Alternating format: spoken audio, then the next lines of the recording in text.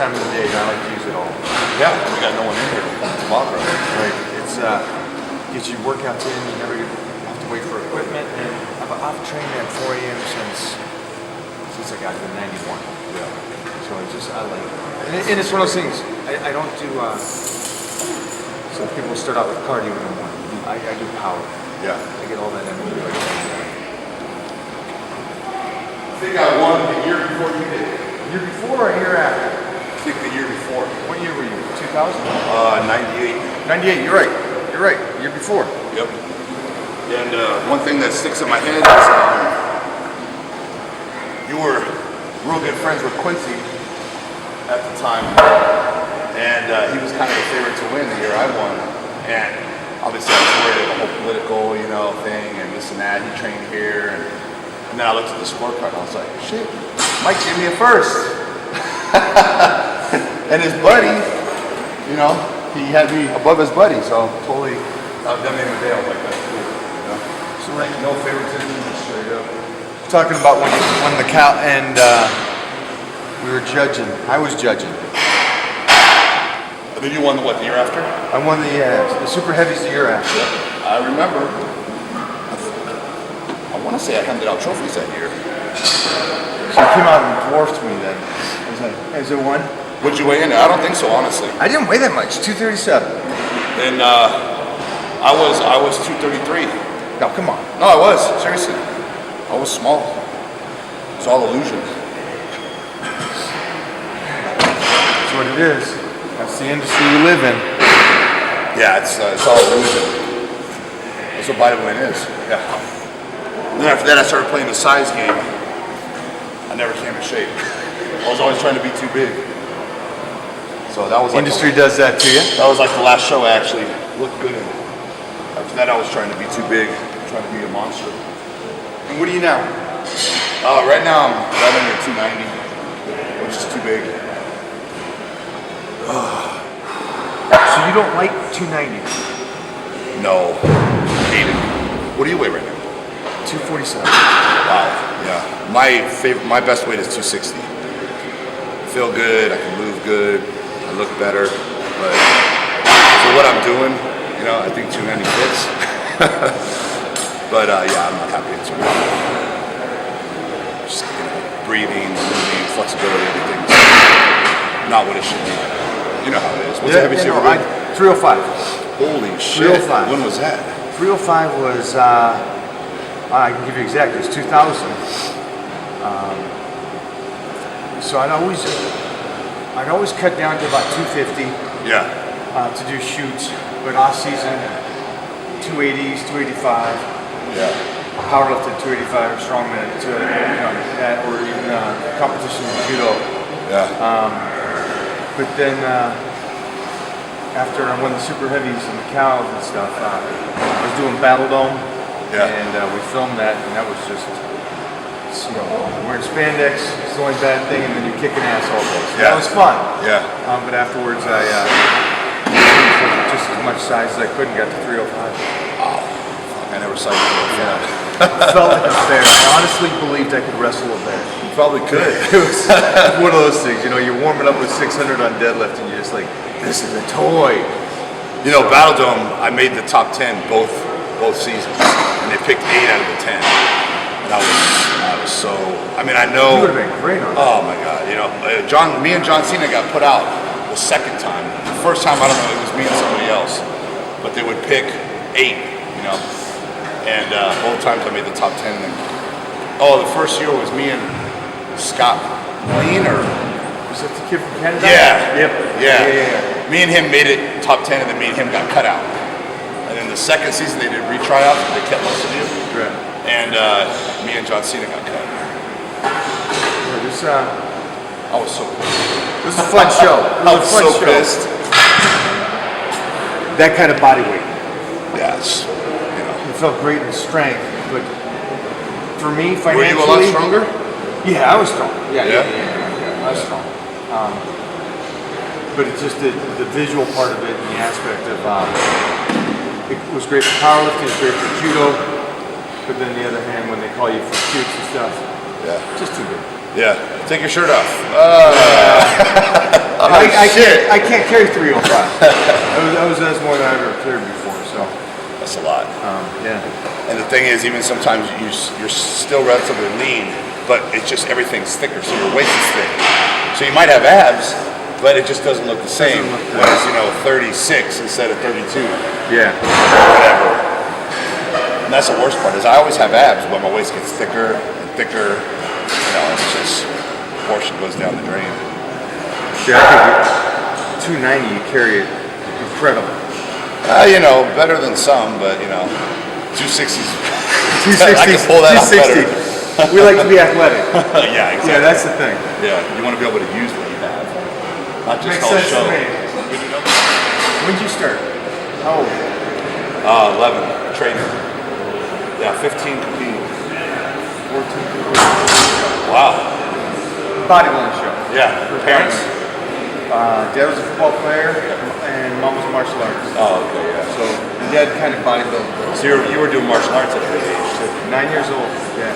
That's 9. awesome. It's a great combination. 10, 15 years ago, you were like probably the most popular face in bodybuilding, and you weren't competing. Yep.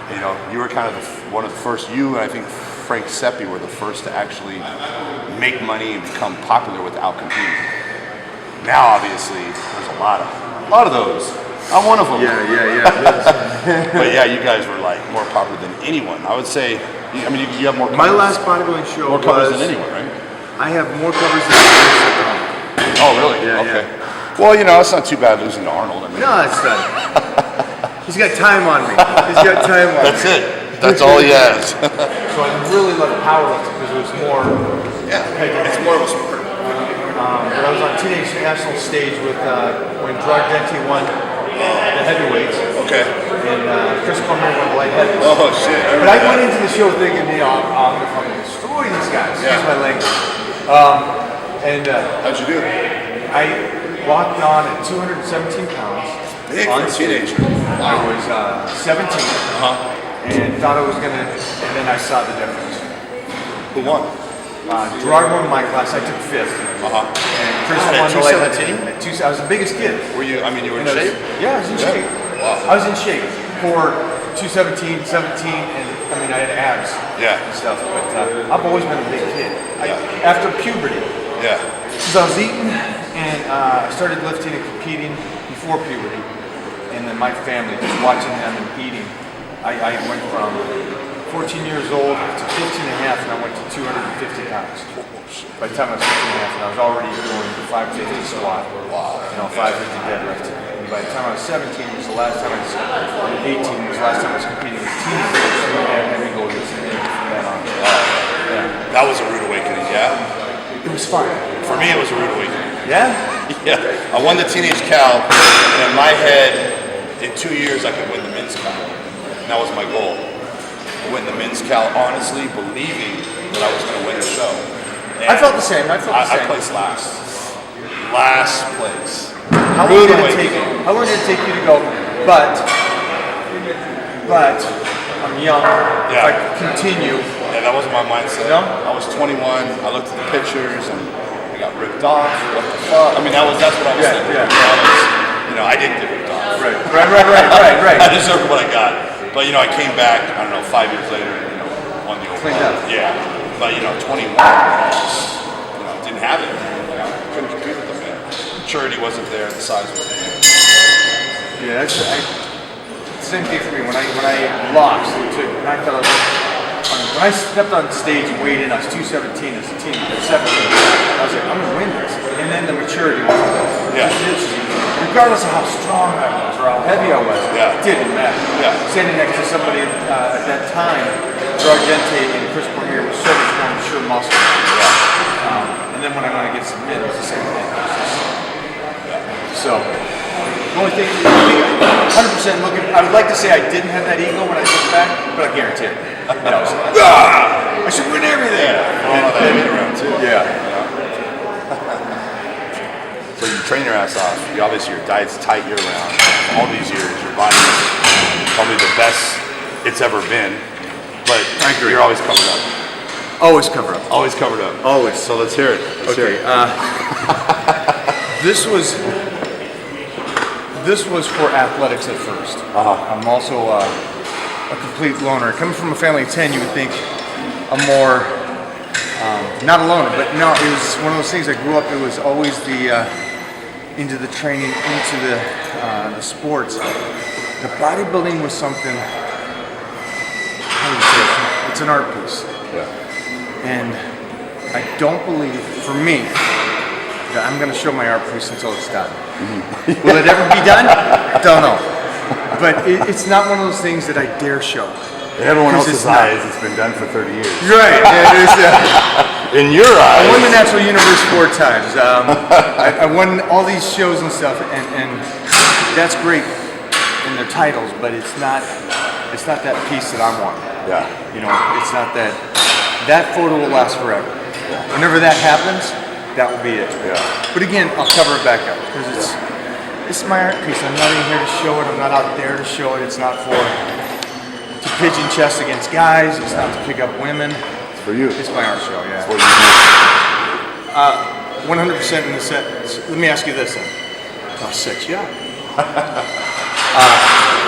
You the same guy talking during the set as you are in between sets, or is there any kind of change difference?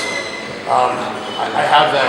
I learned it from actually pumping and watching Arnold. How he explained that he can go walk over to someone, have a good time, and as soon as his hands hit that bar, the switch goes off.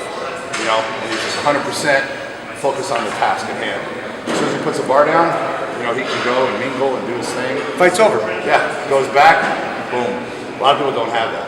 You know, a lot of people don't have it. I try to explain to somebody, it's like working out with somebody or training somebody, up to the point of getting, you know, underneath the squat rack. Different person. Yeah. But when I'm in the squat rack, I don't hear you.